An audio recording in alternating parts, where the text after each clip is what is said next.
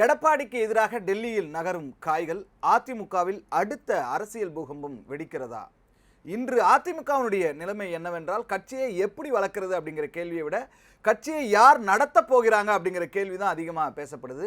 2026 சட்டமன்ற தேர்தல் முடிவுக்கு பிறகு அதிமுகவில் ஏற்பட்டிருக்கிற அதிர்வுகள் இன்னும் அடங்கலை அப்படின்னு தான் சொல்லணும். வெளியில் ரொம்ப அமைதியாக தெரிந்தாலும் உள்ள அதிகார போட்டி, அதிருப்தி, நம்பிக்கையின்மைன்னு நிறைய அடுக்குகள் உருவாகி இருக்கிறதா அரசியல் வட்டாரங்களில் தொடர்ந்து பேசப்பட்டு வருகிறது. இந்த பின்னணியில் தான் ஒரு முக்கியமான தகவல் டெல்லி வரை சென்றிருப்பதாக கூறப்படுது. அதாவது அதிமுகவினுடைய சில மூத்த முன்னாள் அமைச்சர்கள் எடப்பாடி பழனிசாமியினுடைய தலைமையில் கட்சியை மீண்டும் எழுப்ப முடியாது அப்படிங்கிற கருத்தை பாஜக மேலிடத்திடம் எடுத்து சென்றிருப்பதா ஒரு தகவல் வெளியாகியிருக்கு. இந்த அதிருப்தி எங்கிருந்து தொடங்கியது அப்படின்றது பார்த்தோம்னா, 2026 தேர்தலுக்கு பிறகு கட்சிக்குள் உருவான ஒரு கிளர்ச்சியை அடக்குவதற்காக பிரிந்து சென்ற சில நிர்வாகிகளை மீண்டும் இணைத்து கொண்டார் எடப்பாடி பழனிசாமி. அப்ப முன்பு இருந்த பொறுப்புகள் மீண்டும் வழங்கப்படும் அப்படிங்கிற நம்பிக்கை அவர்களிடம் உருவான நிலையில் நடைமுறையில் நடந்தது வேறா இருந்தது தான் இந்த பிரச்சனைக்கு காரணமாக சொல்லப்படுது. மாவட்ட செயலாளர் போன்ற அதிகாரமிக்க பதவிகள் மீண்டும் அவர்களுக்கு வழங்கப்படலை. அதுக்கு பதிலாக மாநில அளவிலான அமைப்பு பொறுப்புகள் மட்டுமே வழங்கப்பட்டது. பதவி இருந்தது, அதிகாரம் இல்லை. இதுதான் பல முன்னாள் அமைச்சர்களுக்கு மனக்கசப்பை ஏற்படுத்துறதா சொல்லப்படுது.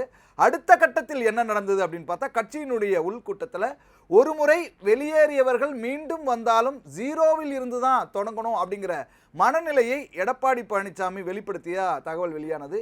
இந்த செய்தி தான் திரும்பி வந்த அணியினருக்கு ஒரு தெளிவான அரசியல் சிக்னலாக அமைஞ்சது.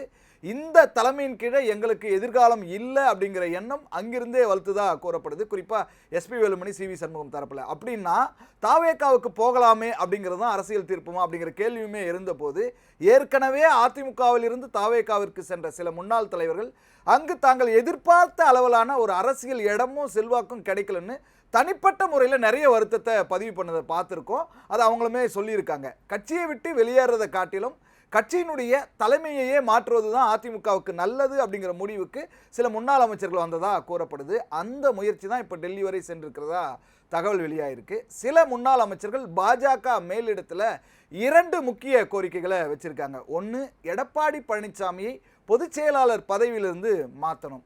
இரண்டாவது, அது சாத்தியமில்லை என்றால் கட்சிக்குள்ள ஒரு அதிகார சமநிலையை மாற்றுகின்ற வகையில் சட்ட ரீதியா அல்லது அமைப்பு ரீதியான வழிகளை பரிசீலிக்கணும். இந்த கோரிக்கைகள் தான் இப்போ முக்கியமானதாக பேசப்படுது. டெல்லியினுடைய கணக்கு இதில் என்ன அப்படிங்கிற ஒரு கேள்வி இருக்குது. தமிழகத்தில் தனியாக வளரணும் அப்படிங்கிறது தான் பாஜகவினுடைய நீண்டகால இலக்கு. ஆனால் அடுத்த நாடாளுமன்ற தேர்தல் வரையிலான அரசியல் கணக்கில் வலுவான கூட்டணி அவசியம் அப்படின்றத பாஜக உணர்ந்திருக்கு. அந்த கூட்டணியில் அதிமுக பலவீனமாக இருந்தால் அதனுடைய தாக்கம் பாஜகவுக்கு இருக்கின்ற அரசியல் மதிப்பீடு என்னவா இருக்குன்ற ஒரு கேள்வியுமே எழுப்பிடும். ஒரு மாநில கட்சியினுடைய உள்கட்சி தலைமையில் வெளிப்படையாக தலையிடுவது அரசியல் ரீதியான சிக்கலான முடிவு. ஆனால் டெல்லி எந்த தெளிவான சிக்னலையும் வெளிப்படுத்தல. எடப்பாடி பழனிசாமியினுடைய பலம் என்ன, அவருடைய ஆதரவாளர்கள் ஒரு விஷயத்தை தொடர்ந்து வலியுறுத்துறாங்க. இன்னும் அதிமுகவினுடைய வாக்கு வங்கி செதறல. இரட்டை இலை சின்னத்தின் மீதான மக்களுடைய நம்பிக்கை தொடருது. ஒரு தேர்தல் தோல்வியை மட்டுமே வைத்துக்கிட்டு தலைமையை மாற்றுறது சரியான முடிவாக இருக்காது அப்படிங்கிறது எடப்பாடி பழனிசாமியினுடைய ஆதரவாளர்களுடைய வாதமாக இருக்குது. இப்போ தான் ஒரு பெரிய முக்கியமான கேள்வி எழுது. இது உண்மையிலேயே தலைமையை மாற்றுகின்ற முயற்சியா அல்லது எடப்பாடி பழனிசாமி மீது அழுத்தம் கொடுத்து அதிகார பகிர்வை அதிகரிக்க செய்கிற ஒரு அரசியல் நகர்வா? இந்த கேள்விக்கான பதில் தான் இப்போ முக்கியமானதாக இருக்குது. ஆனால் ஒரு விஷயம் மட்டும் தெளிவாக தெரியுது. 2026 தேர்தலில் ஏற்பட்டிருக்கிற அந்த தோல்வி அப்படிங்கிறது அதிமுகவில் வெறும் தேர்தல் தோல்வியாக மட்டும் பார்க்கப்படவில்லை. அது தலைமையை பற்றிய ஒரு விவாதமாக மாறியிருக்கு. கட்சியினுடைய எதிர்காலத்தை பற்றிய கேள்வியாகவும் மாறியிருக்கு. டெல்லி என்ன முடிவெடுக்கும்? எடப்பாடி பழனிசாமி தன்னுடைய அரசியல் வியூகத்தால் இந்த சவாலை சமாளிப்பாரா? அதிமுகவில் புதிய அதிகார அத்தியாயம் தொடங்குமா?